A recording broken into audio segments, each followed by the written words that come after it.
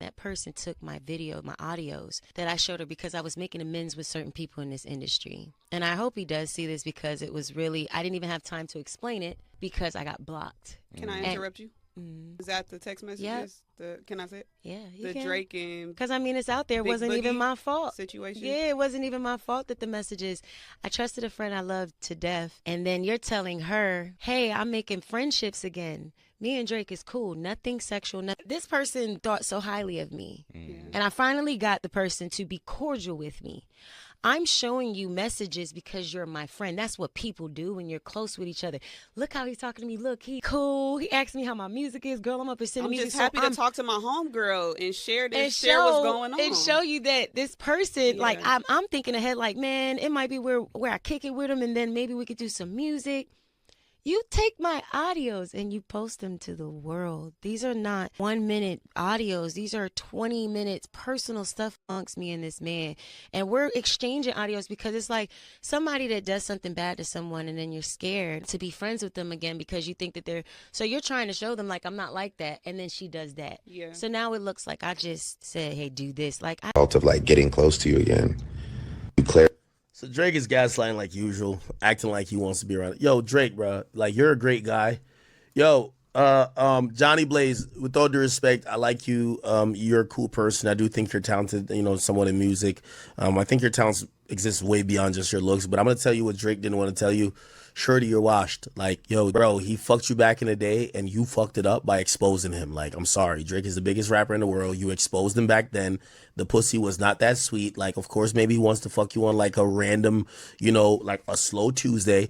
But he doesn't trust the fact that he could stick his penis back inside of you without you running to tell the world. So he's not trying to like piss you off. So he's lying to you like, hey, you know what? I just can't trust it. Like, really, he's trying to say like, yo, Shorty, I'm going to keep it a bean. Like, I could just close my eyes and point at a girl and she's going to fuck me. I don't need to tolerate a woman I don't trust, and that's what it is. And it's all your fault, right? Like, you know what I mean? If there was incentive, like maybe Drake did like you or whatever, you fucked it up. Like, he's not going to fuck with you anymore. For an artist like Johnny Blaze, life has always been a complicated balancing act between ambition, survival, and the fragile bonds of trust. The public tends to see only fragments of her story, viral moments, snippets from interviews, headlines that reduce her to a caricature of controversy. But beneath the surface lies a woman constantly fighting for her place in a music industry that rarely makes room for second chances. She has clawed her way into visibility through talent, resilience, and relentless work, but what happened recently with Drake shows how quickly one misstep, or even the appearance of one, can unravel hard-earned progress. The situation wasn't born out of malice. At its root, it came from something far more human, the desire to share good news with a friend. After years of burned bridges, conflicts, and misunderstandings, Jhonni had reached a point where she was trying to mend fences. That meant reconnecting with people she'd once had complicated histories with, people she'd either fought with or fallen out of touch with. Among them was Drake, one of the biggest artists in the world. For Jhonni, re-establishing even a cordial rapport with someone like him was no small thing. It wasn't about gossip or clout. It was about finally moving forward, building something healthier, and maybe even opening doors for collaboration in the future. But that's where trust betrayed her. In her excitement, she confided in someone she considered close, a friend she loved deeply and felt safe with. She showed this person not just texts, but personal audio messages, the kind of long back and forths that reveal tone, warmth, and sincerity. To her, this wasn't just casual sharing. It was proof of progress, a signal that relationships once fractured could be repaired. It was also an act of vulnerability.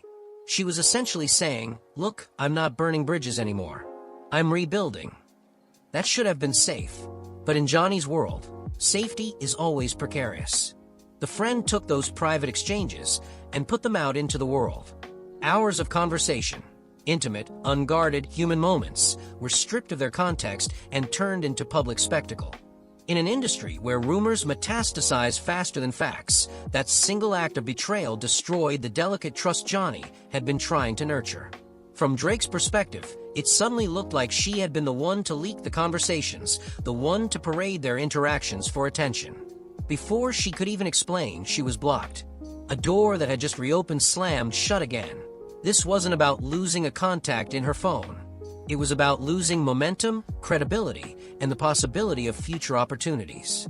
For Jhonni, it must have felt like being thrown back into an old narrative, the troublemaker, the untrustworthy figure, the woman whose own missteps prevent her from advancing. Except this time, the betrayal wasn't hers. It was her so-called friends. But in an industry that thrives on optics rather than nuance, perception is often more powerful than truth. That's what makes her story so painful. She wasn't chasing gossip. She wasn't trying to score points. She was trying to celebrate progress with someone she believed she could trust. Instead, she found herself punished for her vulnerability. And that reveals a deeper theme running through Jhonni's life, the constant tension between intimacy and exposure, between the need for connection and the risk of betrayal. Artists like her live in a paradox. On one hand, success in music often depends on building relationships, networking, and maintaining connections. On the other, those same relationships are fragile, often weaponized, and easily destroyed by one wrong move. When someone shares your private messages, they're not just invading your personal space. They're altering the narrative of your career. In an era where screenshots and leaks can dictate reputations, betrayal isn't just emotional, it's professional sabotage. For Jhonni, the timing couldn't have been worse. She had been actively trying to shift her image from one defined by chaos to one grounded in artistry and redemption. She'd been working on her music, focusing on her growth, and publicly committing to healthier choices. This effort to reconcile with Drake was part of that broader mission. And then, with one act of disloyalty, it was all undone. What makes her story resonate is the raw humanity of it. Everyone knows what it feels like to trust the wrong person, to have a private moment turned against them, to feel misunderstood. But when it happens to someone in Jhonni's position, the consequences are magnified 1,000-fold. It's not just a fight with a friend. It's a headline, a viral post, a talking point for people who don't know her, but feel entitled to judge her. The betrayal doesn't stay in the shadows.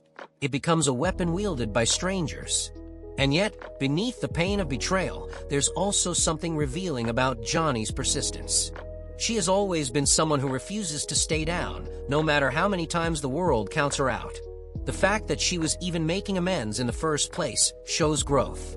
It shows a willingness to move past grudges, to prioritize her future over her past. That kind of humility is rare in an industry fueled by ego. Even after being blocked, she still framed her explanation not as a rant, but as a clarification. She wasn't begging for pity. She was setting the record straight. Her story also highlights a larger cultural issue about women in the music industry. Too often, they're put in positions where their personal lives overshadow their art, where rumors about relationships become more important than the music itself.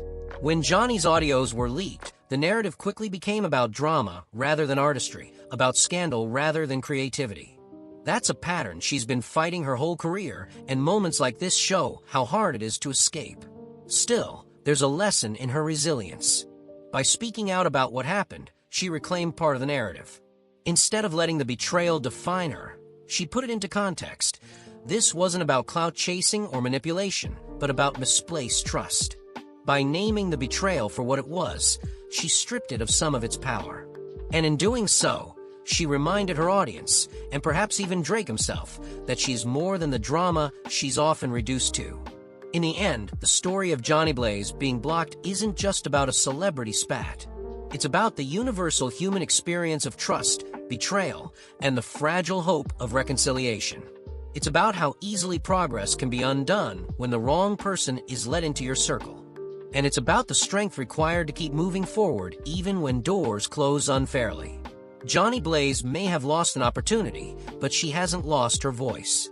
If anything, her willingness to be transparent in the aftermath shows that she's still fighting, not just for her career, but for her dignity. And in a world that thrives on reducing people to their lowest moments, that fight is worth everything.